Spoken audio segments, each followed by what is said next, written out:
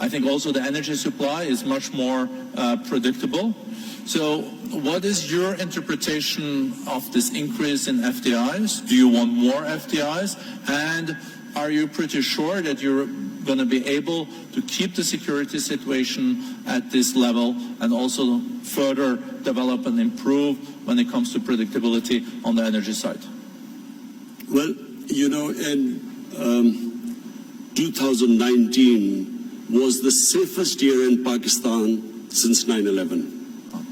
And when Pakistan participated in the U.S. war on terror, the security situation deteriorated, and for a time, you know, there were bomb blasts going on, and there was no question of foreign investment coming in. There were foreign advisories from various countries, so we had a real dip in foreign, as understandable if you have a security situation that bad. So 2019 was the most, the safest year after 9/11. And that was reflected in our tourism. And between 2018 and 19, our tourism doubled in 1 year. And really, this is the great potential of Pakistan in tourism, which is untapped completely. Because Pakistan has historical tourism. It has that 5,000-year-old Indus Valley civilization, the Mohenjo-daro civilization, which is one of the oldest. Then it has religious tourism. It has some of the most sacred sites for Hinduism, Sikhism, Sufism, and then Buddhism. There's some, the center of Buddhist civilization was the Gandhara, which was north of Pakistan. So we have religious tourism. And then the mountain tourism in Pakistan, almost half the peaks, over 24,000 feet, are in Pakistan. So it is untouched as yet, and our concentration for providing jobs to people and improving the growth rate is now on tourism. In fact, without us doing anything, tourism has doubled, and people are finding it difficult to have hotels or places to stay. So we are now inviting tourism investment in tourist resorts. So maybe I'm at least one of the few Norwegians that have visited up in the Swat Valley. It's beautiful, and you also have beautiful other places. I think Swat Valley used to be the honeymoon place, even in Pakistan. Is it now also you see tourism also in these areas where the Pakistani Taliban used to run, and you're not concerned that Pakistani Talibans can come back, and you're pretty sure that this is on safe footing? You see, in Pakistan now, virtually there's no terrorism in Pakistan, and I have to pay tribute to our security forces. They did such a brilliant job, and it was for a while, we went through a really difficult period, but thanks to them, there is hardly any terrorism. I mean, you have the odd problem, but you know that you have anywhere in the world. Problem now is we need peace in Afghanistan and stability. Whatever terrorism now comes into Pakistan every now and then is from Afghanistan, and that's why this peace process in Afghanistan is very important. The quicker Afghanistan settles this peace and stability, it's not just only good for Pakistan from the terrorism point of view, but also the connectivity to Central Asia, and which will benefit both Afghanistan and Pakistan. Are you, Mr. Prime Minister, optimistic that there can be a deal between Taliban and the government in Kabul? Americans are very much involved in this. You're also contributing. Is it possible this year? And do you think Taliban will also engage in a deal that will respect the rights of girls' education, women, and those areas where there have been progress in Afghanistan? Well, the first thing is that there has to be peace.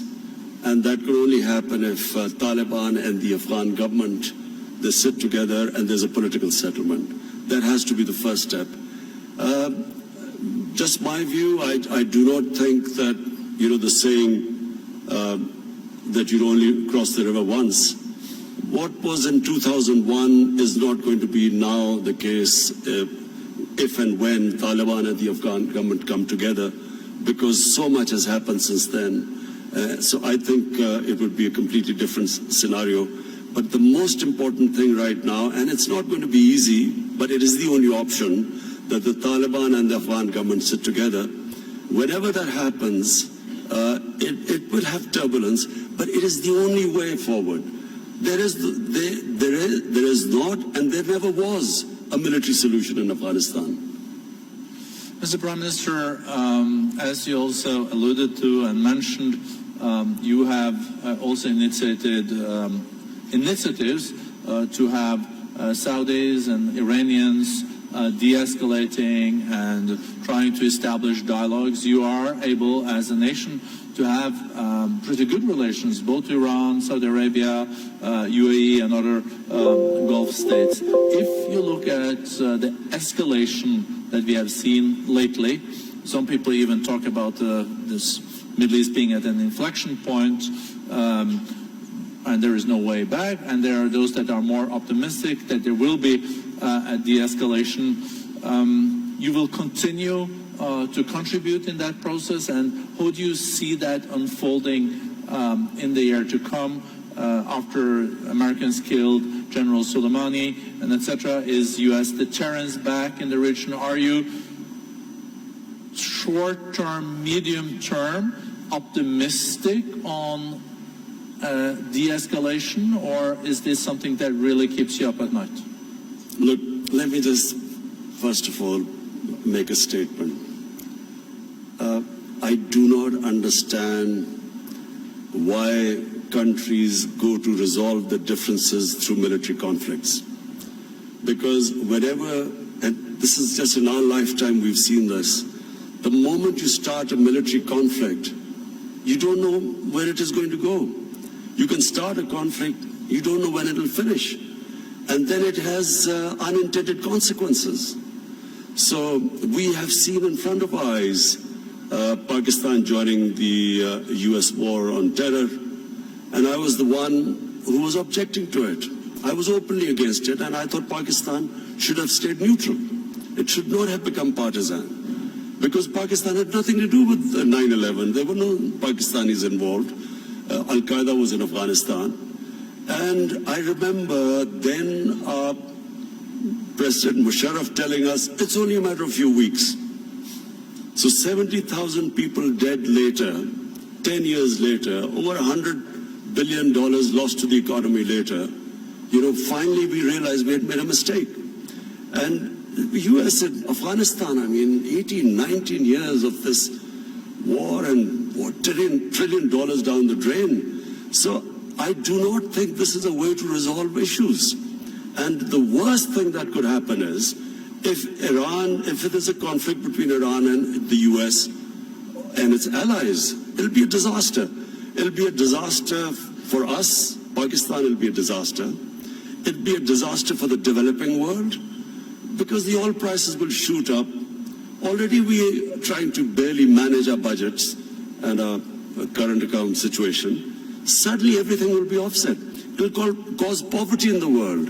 And God knows how long it will go on. So, we in Pakistan pray that this does not happen. We have tried our best. We've already talked to Saudi Arabia, Iran, the United States. I spoke to President Trump yesterday, and I told him that this would be a disaster for us if this war starts. Did he agree? He didn't say anything. You can share with us. It stay in this room. No, I'm serious. He didn't say anything. But I think he understood, because this would be, in my opinion, it'll be insanity. Because just Afghanistan is still not resolved, and Iran would even be a bigger problem. Mr. Prime Minister, you also underlined, coming back to the more domestic opportunities and challenges in your country, this accelerator that we have agreed on skills and upskilling and reskilling between the World Economic Forum and Pakistan. I think there is a huge potential. I think the youth bulge, the youth of Pakistan is a huge opportunity. How important do you think education is in this context, and how do you look at the national curriculum and the madrasas and the importance of teaching world-class math and sciences? You know, the tragedy of my country, because as I said, I grew up with my country, and in the 60s, Pakistan was the most exciting thing happening in Asia. It was the fastest growing country. We were moving fastest towards industrialization, our universities. I think your GDP was even higher than India's per capita, wasn't it? It's certainly, our industrial production was more than the 4 Asian tigers put together, Indonesia, Malaysia, Thailand, and Philippines. So it was, you know, the fastest growing country. And we lost our way. One was ill-conceived nationalization, which stunted this industrial growth. We could have, done what China did. They created wealth, and then they used the wealth to lift the bottom tier of the population. But just because the rich got richer, it didn't mean that we should have stopped, this industrialization by nationalization. We should have just had a more equitable growth. But that was one where we went wrong. And secondly, we just did not pay enough attention to our education system. So we developed this 3-tier education system: English medium for an elite, then there was Urdu medium, which was for the masses, and then there was Dini madrasas. 3 parallel systems going. So what my government is now trying to do is to synthesize the system, get the core issue, the core syllabus should be for the same for everyone, and give everyone equal opportunities. The education system actually created the differences, economic differences between people, because people could not go on to the higher class because they were not equipped by the education system. So this is what we are trying to do: change the flaws of education system by synthesizing it. Thank you very much, Prime Minister. I see the time is out. I would have liked to continue this conversation. I think we're all very impressed with the reform agenda. We're seeing economic growth is being back. We see the foreign direct investments are there. So thank you for sharing this with the community. Well, economic growth is still coming, hopefully this year. The economy is stabilized. The growth is the second thing. As I said, I have never been insulted so much. Not insulted is not the word, but lacerated by the media. The way the media has attacked me because of the stabilization program. But this now, 2020, is the year we want to lift our growth rate and provide jobs to our young people. And I think you can also rely on the Davos community when it comes to supporting your agenda for reforms in your country, so you get back growth and a more inclusive growth. Thank you so much, Mr. Prime.